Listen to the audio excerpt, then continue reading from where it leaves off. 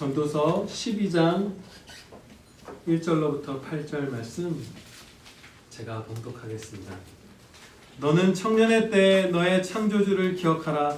곧 곤고한 날이 이르기 전에 나는 아무 낙이 없다고 할 해들이 가깝기 전에 해와 빛과 달과 별들이 어둡기 전에 비 뒤에 구름이 다시 일어나기 전에 그리하라. 그런 날에는 집을 지키는 자들이 떨 것이며 힘 있는 자들이 구부러질 것이며 맷돌질하는 자들이 적음으로 그칠 것이며 창들로 내다보는 자가 어두워질 것이며 길거리 문들이 닫혀질 것이며 맷돌 소리가 적어질 것이며 새 소리로 말미암아 일어날 것이며 음악하는 여자들은 다 쇠하여질 것이며 또한 그런 자들은 높은 곳을 두려워할 것이며 길에서는 놀랄 것이며 살구나무가 꽃이 필 것이며 메뚜기도 짐이 될 것이며 정욕이 그치리니 이는 사람이 자기의 영원한 집으로 돌아가고 조문객들이 거리로 왕래하게 됨이니라. 은줄이 풀리고 금 그릇이 깨지고 항아리가 샘 곁에서 깨지고 바퀴가 우물 위에서 깨지고 흙은 여전히 땅으로 돌아가고 영은 그것을 주신 하나님께로 돌아가기 전에 기억하라. 전도자가 이르되 헛되고 헛되도다. 모든 것이 헛되도다. 아멘. 본문 말씀 전도서 12장 1절로부터 8절 너의 청년의 때에 너의 창조주를 기억하라는 제목으로 하나님의 말씀 증거하도록 하겠습니다. 본문 말씀은 거의 모든 성도가 알고 있는 그런 진리를 담고 있어요.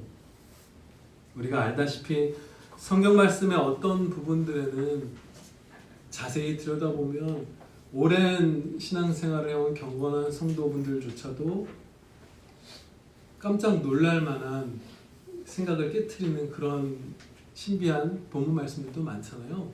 그런데 오늘의 본문 말씀은 성도라면 누구나 알고 있을 그럴 진리를 담고 있어요. 그럼에도 불구하고 아주 많은 양을 이 단락에 할애하고 있죠.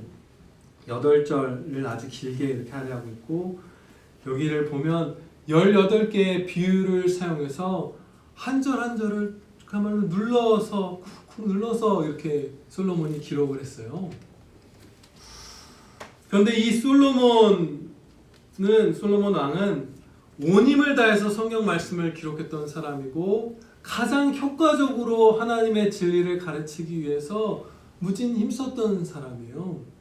그 사실을 본문 말씀의 바로 다음 절에서 하나님께서 가르쳐 주십니다. 9절 말씀에서 깊이 생각하고 연구하여 잠언을 많이 지었으며 전도자는 힘써 아름다운 말들을 구하였나니 진리의 말씀들을 정직하게 기록하였느니라. 아멘. 깊이 생각하고 연구하고 힘써 아름다운 말들을 구하면서 진리 말씀을 잘 가르치려고 애썼던 것이에요. 가장 명철했던 사람이고 솔로몬, 그리고 효과적으로 진리를 가르치기 위해서 온 힘을 쏟았던 사람이 성령님의 감동하심을 따라 성경 말씀인 전도서를 기록하면서 쉽고 당연하게 보이는 이 주제를 가지고 이렇게 온 힘을 다해서 많은 분량을 할애해서 기록한 이유가 무엇일까요? 그것은 우리가 너무나 쉽게 나 자신이 죽는다는 사실을 잊어버리기 때문이고요. 또 너무나 쉽게 나의 창조주 하나님을 잊어버리기 때문이에요. 그게 너무나 우리가 쉽게 그 사실들을 잊어버리기 때문에 다 알고 있는 사실을 기록할 때 온 힘을 쏟았던 것이에요. 인류는 노아의 홍수가 있기 전까지 거의 1000년을 살았죠. 그때 육신의 생명력이 몹시 강했던 것이고 오늘날의 성도들은 아무도 받아본 적 없는 장수의 은혜를 그 시기 사람들이 다 정말 많이 누렸던 것이에요. 900살, 800살 이렇게 그 시대의 사람들이 살았죠.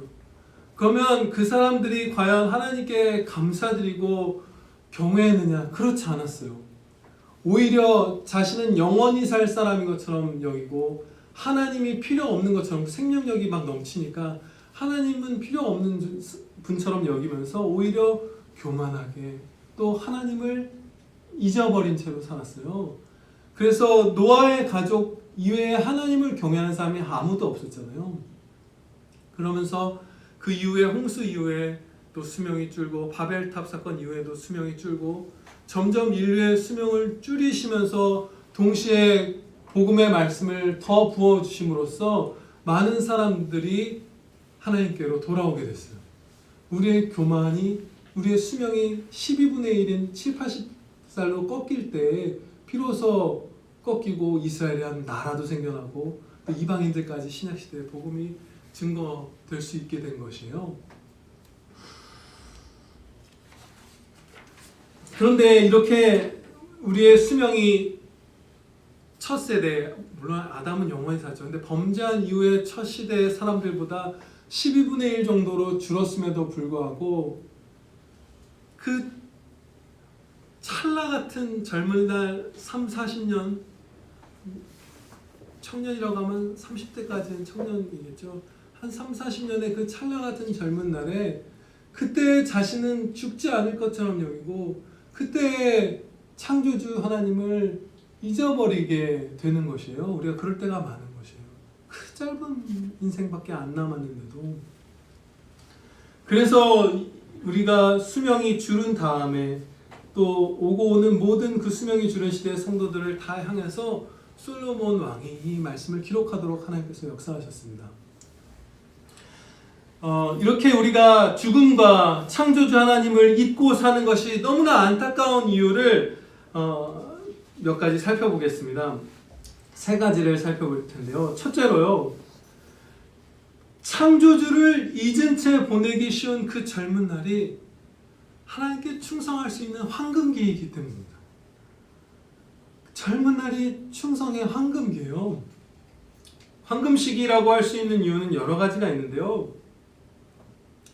결혼하기 전에, 아이를 낳기 전에 아무것도 자기 자신 이외에 책임질 필요가 없을 때 우리가 얼마나 하나님의 영광만을 위해서 과감하게 충성할 수 있는지 바울 사도도 기록하고 있죠. 독신에 대해서 기록하는 말씀에서 전혀 배우자나 자녀들이나 이런 걸 신경 쓸 필요가 없어요. 예를 들어서 결혼한 사람, 저로 예를 들면 제가 어디에 무슨 봉사나 선교나 이런 여행을 가고 싶다, 한 달쯤 가서 하고 싶다, 청년 때였으면 갈 수 있겠죠. 지금은 2박 3일 비우기도 힘들잖아요. 2박 3일 비운 사이에 아내가 두 아들들 데리다 키우다가 쓰러질 수도 있겠네, 뭐 이런 생각 들잖아요. 정말 확연하게 차이가 나거든요. 혼자일 때 그 젊은이는. 그리고 젊은 날의 몸의 건강이 전 인격의 영혼에까지 활력을 막 이렇게 넘치게 해줍니다. 제가 어떤 그 소설가의 인터뷰를 읽었는데, 소설가 동료들 중에서 40살이 넘어가면 체력이 뒷받침이 안 돼서 장편 소설을 쓸 수 없는 지경에 이른 그런 안타까운 동료들이 많대요. 그럴 만큼 우리가 정신적인 일이고 영혼의 일이라고 생각하는 성경 말씀을 읽고 묵상하는 것, 기도하는 것, 무슨 사랑하는 것, 이런 것조차도 이 육신과 영혼은 결합해 있기 때문에 그 젊음의 체력이 그 모든 것들에 아주 큰 도움을 줄 수 있습니다. 그래서 첫째로 이 젊은 날이 충성할 수 있는 황금기이기 때문에 내가 창조주 하나님을 젊을 때 기억하지 않으면 너무나 슬픈 것이고요. 두 번째 이유는 젊을 때부터 하나님을 경외하고 사랑하지 않으면 갖기 어려운 경건과 지혜 같은 것들이 있기 때문이에요. 무슨 말씀이냐면, 젊을 때 우리가 여러 가지 중요한 일들을 겪죠. 어떤 것들이 있을까요? 사람마다 차이가 있겠지만 제가 좀 적어봤습니다. 고등학교를 졸업하면서 이제 취업이든 대학교든 중요한 진로의 결정을 하죠. 이제 성인으로서 막 자신이 전공도 고르고 막 이런 일들 하잖아요. 그리고 사랑하는 사람을 이제 만나서 진지하게 교제하는 것도 시작되고, 직장을 정하고 도전하기도 하고, 일터에서 이제 매일매일 일하기 시작하는 그런 것들도 경험하죠. 그러다 가정을 이루고 배우자를 사랑하기 시작하고 아이를 낳고 키우고, 이런 중요한 일들이 청년의 시기에 다 있잖아요. 그런데 그 하나하나의 중대한 일들을 하나님을 경외함으로, 늘 하나님을 기억하면서 하나님 말씀을 따라서 행할 때에만, 그때에만 바른 지혜, 바른 경험, 또 하나님과 동행한 경험 가운데 그 경건을 가질 수 있게 되는 것이에요. 그 하나하나의 중요한 시기를 그냥 보내면 죄악된 고정관념, 죄악된 습관이 우리의 영혼과 육신에 가득 쌓이게 됩니다. 그런데 이런 젊은 날의 기회를 선용한 성도들은 평생에 훨씬 더 기쁘고 은혜에 충만하게 찬양의 삶을 살죠. 근데 반대로 이 중요한 젊은 날의 순간들을 자신의 뜻대로 살고, 나를 높이려고 살고, 세상의 칭찬을 위해서 살고, 뭐 이런 식으로 살아가게 되면요, 아까 말씀드린 바대로 죄악된 습관, 죄악된 고정관념이 우리에게 가득 쌓이는데, 그 두려움은 우리가 생각하는 것 이상으로, 우리 거의 99%의 아마 성도들이 생각하는 것보다 훨씬 더 해롭습니다.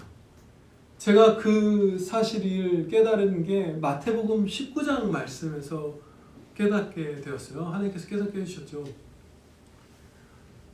마태복음 19장 말씀을 보면 바리새인들이 이혼에 대해서 잘못된 생각을 가지고 예수님께 이렇게 악한 질문하는 내용이 나와요. 그때 예수님이 그들의 잘못된 생각을 바로 잡아주세요. 근데 바리새인들은 어떤 생각을 갖고 있었냐면, 아내가 이제 마음에 들지 않으면 여러 흠이 있다든지 여러 이유가 있으면 이혼 증서를 써서 아내를 얼마든지 버려도 된다고 생각을 했어요. 근데 예수님께서는 그렇지 않다. 음행한 간음한 연고가 아니면 결코 부부가 헤어질 수 없다. 아내를 버릴 수 없다. 마찬가지겠죠. 남편을 버릴 수 없다. 이 가르침을 주셨어요. 그런데 이 말씀을 들은 예수님의 제자들, 바리새인들에게 예수님이 하신 말을 옆에서 들은 제자들이 이렇게 말하였습니다. 제자들이 이르되 만일 사람이 아내에게 이같이 할진대 장가들지 않는 것이 좋겠나이다. 아내가 마음에 안 들면 못 버린다. 마음에 안 들어도 못 버린다. 음행했을 때만 아내와 헤어질 수 있다라는 얘기를 듣고 장가 안 되는 것이 좋겠습니다라고 제자들이 얘기한 거예요. 젊은 사람들이었죠, 이 제자들은. 그 당시 예수님이 공생의 시기를 보낼 때. 그런데 그 당시 유대에 내려오던 잘못된 고정관념 이런 것들을 그냥 그대로 생각하고 있던 청년들이었던 것이에요. 그래서 아니 아내가 마음에 안 들고 이런 흠결이 있어도 못 버리면 장가 안 가는 것이 좋겠습니다. 얼마나 악하고 어리석은 말이에요.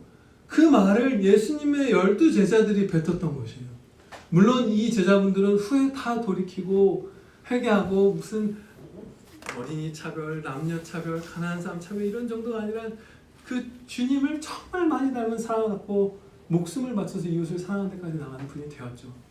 그러나 만약에 우리가 세상적인 생각을 따라서 하나님을 의지하지 않고 하나님의 영광을 위하지 않으면서 나이가 계속 들어간다고 생각해보세요. 30대가 지나고 40대가 지나고 50대가 되고 내 뜻대로 살아온 세월이 60년, 70년이 된다고 생각해보세요. 그러면 그때 쌓여있을 고정관념과 악한 습관은 이 마태복음 19장의 제자들의 수준을 훨씬 넘어설 겁니다.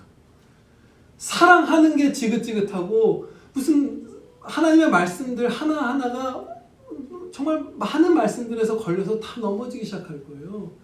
그래서 젊은 날에 청년의 때 오직 하나님의 뜻을 따라서만 살아간 성도만이 가질 수 있다. 물론 아예 불가능 아니죠. 하나님께서 역사하시면 어떻게 무엇이든지 하실 수 있으니까. 그러나 그야말로 99% 젊은 날에 충성한 성도만이 가질 수 있는 경건, 가질 수 있는 지혜, 가질 수 있는 행복이 있습니다.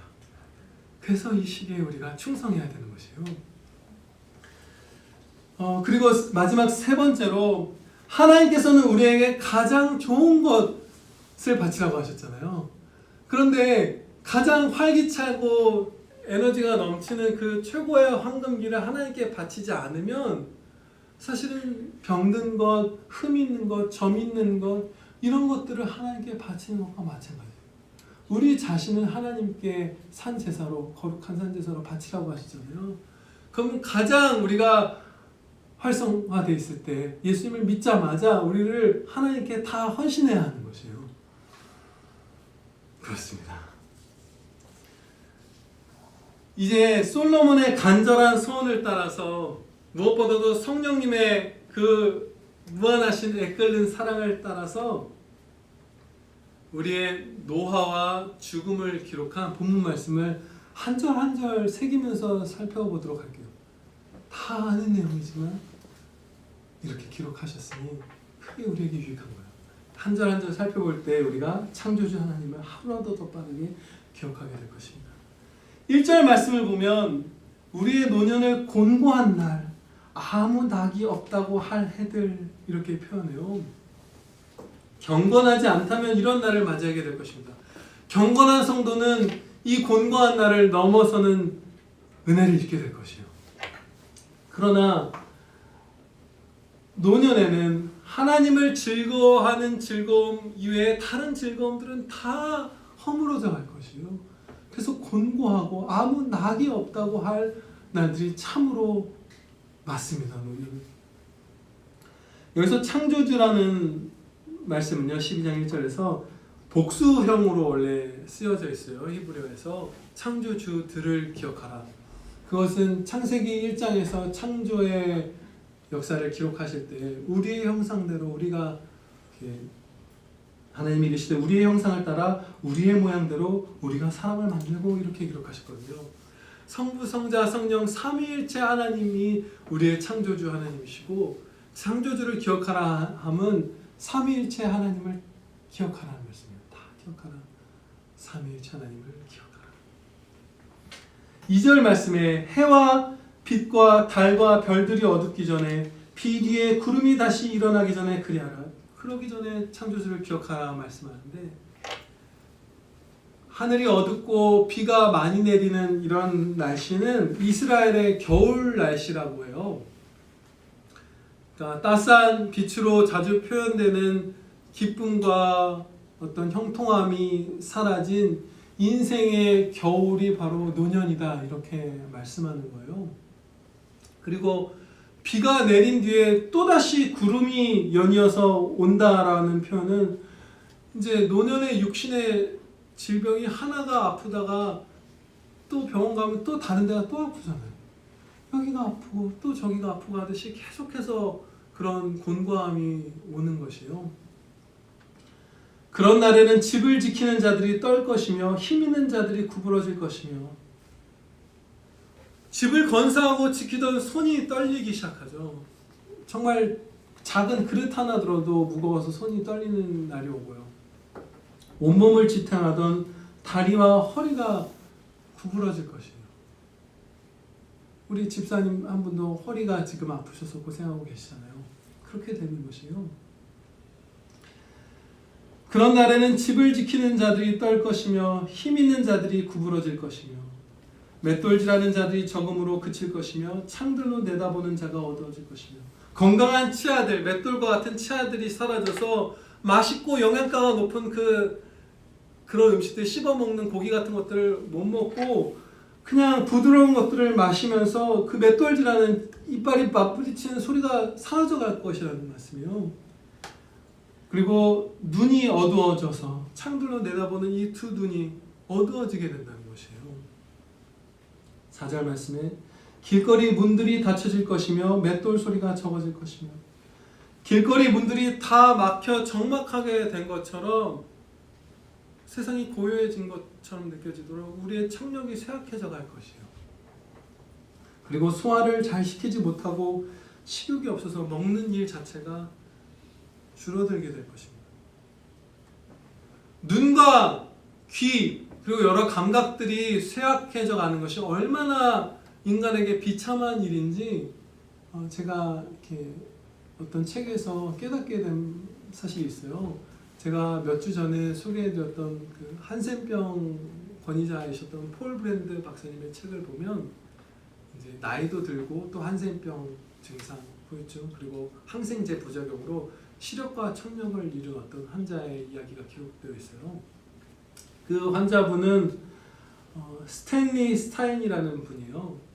아주 명민한 분이었대요. 약사였고 그리고 책을 펴내시기도 했고 그리고 한센병 환자가 된 다음에는 환자 신문을 발행해서 그 신문의 구독자가 미국만이 아니라 세계 여러 나라에 있었대요. 그러니까 되게 재치 있고 똑똑한 그런 사람인 거죠. 성실하고. 근데 먼저 이분이 시력을 잃었어요. 그 한센병 후유증으로 막 고통을 못 느껴서 시력을 잃는다고 했잖아요. 근데 시력을 잃었을 때는 그래도 이분이 꿋꿋하게 살아갔어요. 녹음기를 사용해서 글을 쓰고 다른 사람들한테 책 같은 거, 기사 같은 걸 읽어달라고 그러고 대화를 하고 오디오북을 들으면서 지냈어요. 근데 이분이 이제 항생제 부작용으로 청력을 잃게 된 것이에요. 그러니까 육신의 감각을 통해서 외부로부터 고도의 정보가 하나도 안 들어오게 된 것이죠. 그냥 단순한 어떤 진동이라든지 뭐 이런 것들은 느낄 수 있지만 언어 이런 것들 고도의 정보는 하나도 못 받아들이게 된 거예요. 청력과 시력을 잃으면서. 그때 이 스타인 씨가 의자에 앉아서 혼자 이렇게 말하는 모습을 이 폴 브랜드 박사님이 보았대요. 여기가 어딘지 모르겠어. 방 안에 누구 없나요? 댁이 누군지 모르겠군요. 생각이 한 자리를 뱅뱅 맴돌고 있어요. 새로운 생각을 할 수가 없어요. 그리고 얼마 못 가서 돌아가셨대요. 우리가 시력과 청력을 상실한다는 것은 또 체력까지 상실하잖아요. 노년에는 점자를 배우기도 힘들겠죠. 시력을 잃고 청력을 잃었을 때. 그야말로 하나님께서 역사하시지 않으면 절대 고독이라고 많은 환자들이 표현한대요. 그 시기를 의사 선생님들과. 그것에 갇히게 돼버리는 거예요. 죽어버리는 거예요. 거의. 새로운 생각을 할 수 없을 정도. 그러나 염려하지 마십시오. 하나님께서는 하나님의 자녀들을 영혼에 직접 역사하셔서 만나주실 수 있기 때문입니다. 네, 아멘입니다. 특히 소망되는 약속의 말씀 한 가지를 나누고 다음으로 넘어갈게요. 시편 41편에서 이런 약속의 말씀을 주십니다. 빈약한 자를 보살피는 자에게 복이 있으며 여호와께서 쇠약한 병상에서 저를 붙드시고 저의 병중 그 자리를 다 고쳐 펴시나이다. 아멘. 가난하고 약한 사람들을 사랑으로 보살핍시다.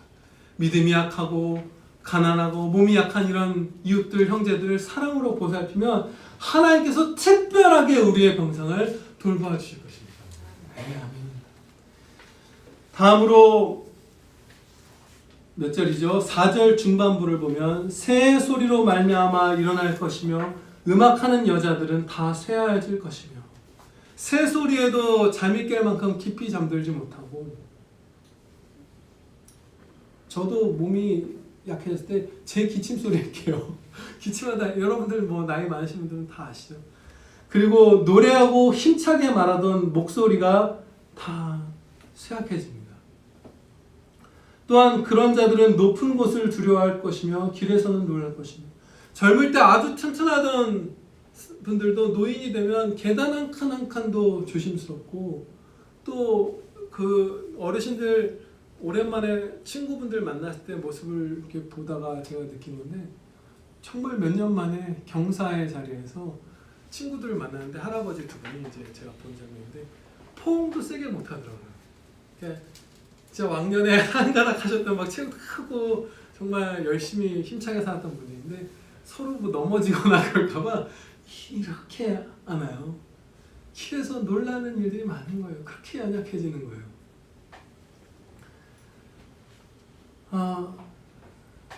살구나무가 꽃이 필 것이며 메뚜기도 짐이 될 것이며 정욕이 그치리니. 살구나무라고 번역된 이 히브리어 단어는요, 제가 가진 사전에서는 그 아몬드 나무라고 말하고 있어요. 그리고 영어 성경들을 보면 모두 아몬드 나무라고 번역을 하더라고요. 그런데 우리의 이 한국 교회 선배님들이 살구나무로 번역하는 이유를 알 것 같아요. 찾아보니까 대충 좀 짐작할 수 있게 됐어요. 이 아몬드 나무와 살구나무가 이 비유의 용도에 있어서 완전하게 동일하게 작동하더라고요. 그런데 우리에겐 좀 더 친숙한 나무인 것이죠. 둘 다 뭐 그런 분류상으로 장미과에 속하는 나무래요. 살구나무와 아몬드 나무가. 그리고 둘 다 똑같이 하얗고 작은 꽃들이 피고 거의 벚꽃하고 비슷해요. 아몬드 꽃이나 살구나무 꽃이나. 그리고 개화 시기가 아주 꽃이 피는 시기가 빠른 나무들이에요. 그래서 몸의 다른 부분의 노화가 막 심각하게 진행되기 이전에 우리에게 흰 머리가 먼저 막 피어나면서 그쵸? 우리의 노화를 죽음을 미리 깨닫게 해주잖아요. 그것처럼 살구꽃이 아몬드 나무에 꽃이 핀다고 그렇게 표현한 것이에요. 그리고 메뚜기조차 짐이 될 만큼 쇠약해지고 메뚜기를 무슨 들어 올리는 것을 얘기한 것인지 아니면 메뚜기를 세리요한 같은 분들 먹기도 했으니까 그 메뚜기 같은 거 하나만 먹어도 속이 부담돼서 짐이 된다는 것이지 아무튼 아주 쇠약해지는 것이죠. 결국 죽어감으로 인해서 인간의 정욕이 다 그치게 되는 날입니다. 낙도 사라지고 정욕도 그치고 죽어버리게 되는 것이에요. 죽음으로 그치는 것이죠.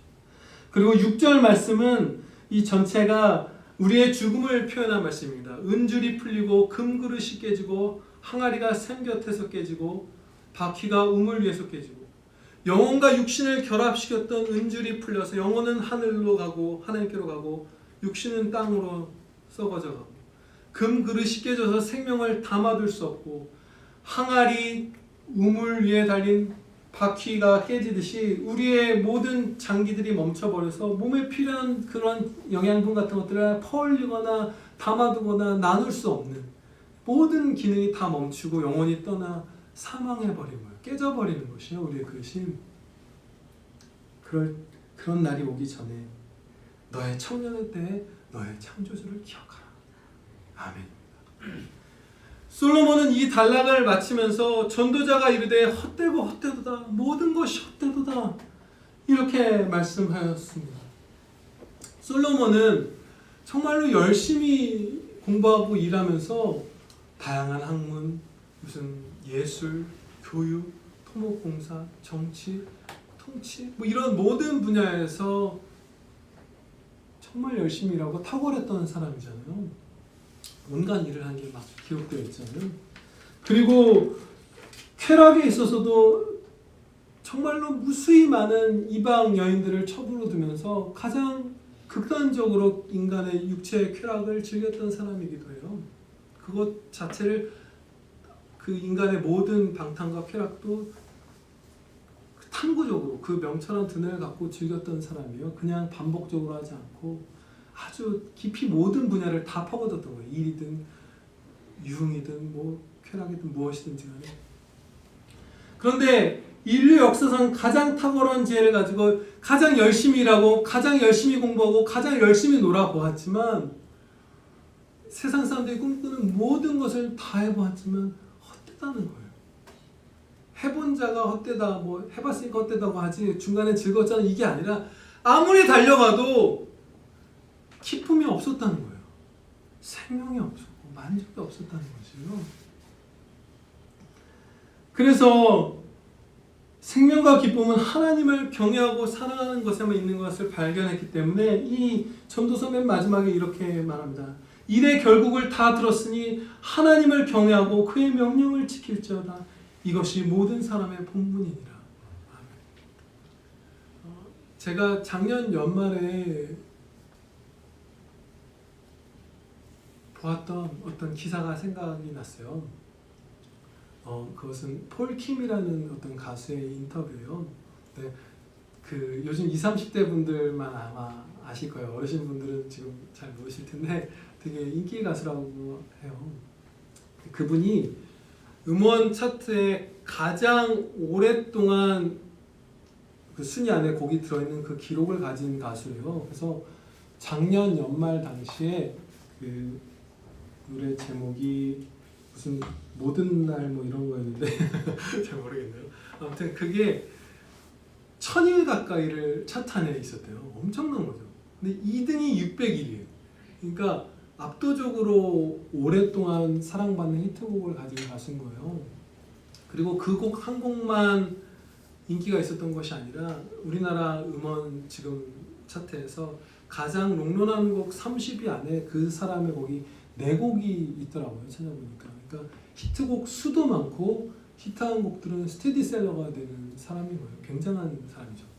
그런데 그분이 그럼 되게 안심하고 이렇게 사고 누리고 뭐 이럴 것 같잖아요. 근데 그게 아니라 음원이 나올 때마다 음원 순위를 불안감에 하도 몇백 번, 몇천 번씩 확인한대요.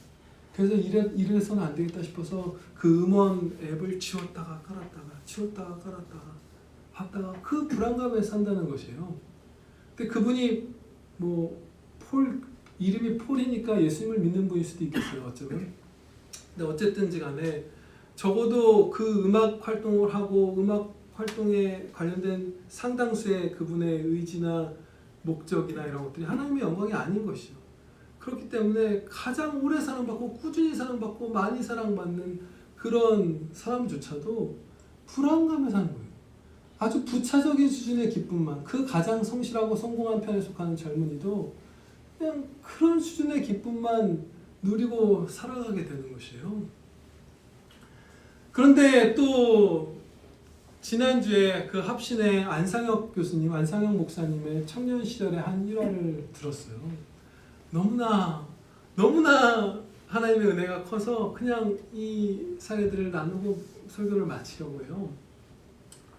청년 시절 창조주를 경외하며 사랑하며 사는 것이 얼마나 복된지 제가 실감할 수 있었는데요. 목사님이 아직 그 역사를 배우는 대학생이었던 21살에 이제 군대 입대를 앞두고 이제 태권도 단증을 따고 이러면서 이제 태권도 연습을 하고 있었대요. 근데 태권도를 하다가 허리가 다쳐서 병원에 간 거예요. CT를 찍었더니 종양이 엄청나게 큰 악성 종양이 있었던 것이에요. 그래서 이 의사 선생님이 이 결과를 들으러 오는데 아버지 어머니를 무조건 다 모시고 와라. 21살 청년인데 태권도 유단자인데 부모님을 모시고 오라는 것 자체가 얼마나 심각했었는지 알 수 있잖아요. 부모님을 꼭 다 모시고 와라. 그래서 이제 그 당시에 이제 시한부 인생으로 알고 가족들이랑 여행 다니면서 사진 많이 찍고 그러셨대요.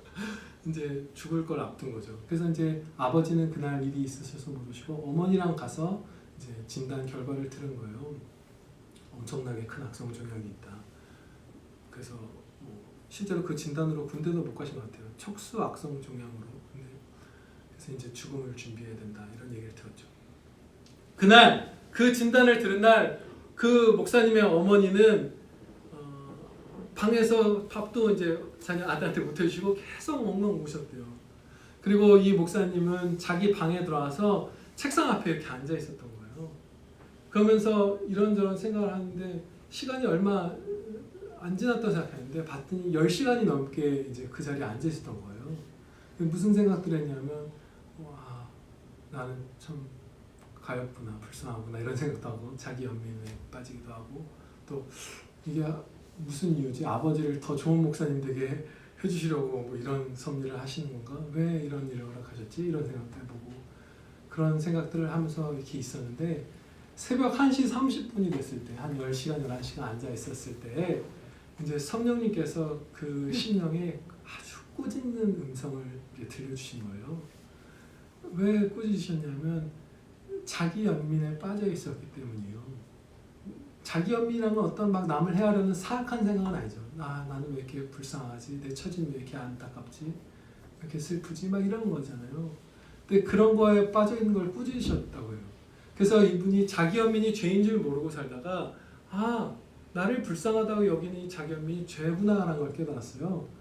일단 1차적으로 즉각 깨달은 건 자기 연민에 빠진 사람, 자신을 슬프고 불행한 사람이라고 여기는 사람은 하나님과의 기도도 끊기고 말씀 묵상도 다 끊기기 때문이에요. 하나님과의 교제, 찬성도 당연히 끊기죠. 하나님과의 관계가 자기 연민에 빠진 사람은 건강하게 지속될 수가 없다는 것을 깨달은 거예요. 그래서 일단 이게 죄였구나. 회개하고서 이분은 어떻게 행동하시냐면 그 전에 이거죠. 1시 30분인 걸 어떻게 기억하고 있냐. 30년 전의 일인데 그 시간을 어떻게 정확하게 기억합니까? 그 1시 30분이 이분이 19살 때부터 수험생 때 공부를 이제 새벽까지 하고 항상 개인 큐티를 하던 그 시간이었대요. 그래서 그 1시 30분마다 하나님의 말씀을 읽고 혼자 예배드리고 하면서 은혜를 많이 받아서 수험생이 아침까지 밤새 예배드린 적도 있대요. 그렇게 하나님을 찾았던 그 시간에 하나님께서 만나주신 거예요. 나를 가까이 하는 자를 내가 가까이 하리라 하신 그 약속을 그대로 지켜주신 거예요. 그래서 그 1시 반에 이제 성령님께서 꾸짖는 음성을 심령에 들려주셨고, 이분은 참 하나님의 자녀답게 말씀을 붙드는 자답게 행동해요. 무슨 막 기도하고 무슨 뭐 체험을 더 추구하고 한 게 아니라 성경 말씀을 뒤져서 묵상하기 시작했어요. 그리고 그 병에 관련된 그 고난 시기에 이 말씀을 붙들고 이겨냈다고 하는데요. 시편 42편 5절 말씀이었습니다. 시편 42편 5절. 내 영혼아 네가 어찌하여 낙심하며 어찌하여 내 속에서 불안해하는가. 너는 하나님께 소망을 두라. 그가 나타나 도우심으로 말미암아 내가 여전히 찬송하리로다. 아멘. 그 말씀을 붙들고 얼마나 속상해요. 한미연합사령부 행정관 시험을 쳐서 그것을 합격하고 교육도 마쳤고 태권도 단증도 땄고 공부를 열심히 해서 연세대학교를 갔고 이제 창창한 청년이 죽게 된 거잖아요. 딸은 어떤 일보다 큰 재앙을 겪게 된 거죠. 죽음에 이르게 된 거잖아요. 그런데 10시간 만에 그 죽음을 시한부 인생에 된 청년이 자기 연민과 죽음의 공포에서 벗어나 버린 거예요. 저 같은 경우 내가 불행하고 내가 비참하다는 생각에 막 일주일 한 달 막 몇 달씩도 빠져 있고, 여러분 고개 끄덕거리시죠, 청년들도 그러잖아요. 죽음의 공포 이것 때문에 얼마나 낙심해서 우리가 살아요. 얼마나 자기 연민에 빠져요.